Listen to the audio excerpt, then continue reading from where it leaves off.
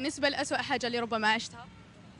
يقول لك لافي بريفي سي ساكري، بصح انا نقولها انا اسوء حاجه عندي 2024 هي لا سيباراسيون تاعي مع الزوجه تاعي، لا ديفورس. نتمنى ان شاء الله يعطينا ربي العوض والعاوض ان شاء الله، ان شاء الله يا رب. بالنسبه لأسوأ حاجه اللي عشتها حبيت نولي نفس النقطه اللي حكيت لي عليها، اثرت عليك يعني لا سيباراسيون بينك وبين الزوجه تاعك؟ بيان سور اثرت عليا بالبزاف، وهي السبب اللي خلاتني ندير هذا الديبلاسمون هذا. باسكو لا غير ما تمنيش انا الطلاق، ما نكذبش عليكم، انا ما تمنيش باش نطلق. مي لو كان ماشي قاسيه ما نقدرش نبدل الوجهه تاعي، انا كنت بيان سيتياسيون في البلاد، كنت بيان، مي الله غالب هذا هو. اثرت عليك بزاف، كنت تحبها؟ ما نقدرش، كنت انا شوف قبل بيان سور نحبها، نكذب عليك، هذه بريميرمون. دوزيامون الحياه الزوجيه سي ساكري، انسان يسميوها نصف الدين.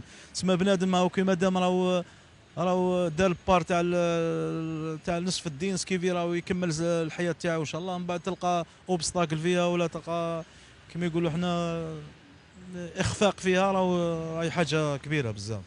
سييت باش ترجع لها ولا لا؟ الماكسيموم من الله غالب، للاسف للاسف. ربي يفرج عليك ان شاء الله ويفتحها عليك مع زوجه اخرى صالحه. الله يا ربي. للجميع نشكركم بزاف على هذه الفرصه المتاحه. نتمنى تطور كبير للصحافه الجزائريه بصفه عامه ان شاء الله. مشكورين جزيل الشكر، والسلام عليكم.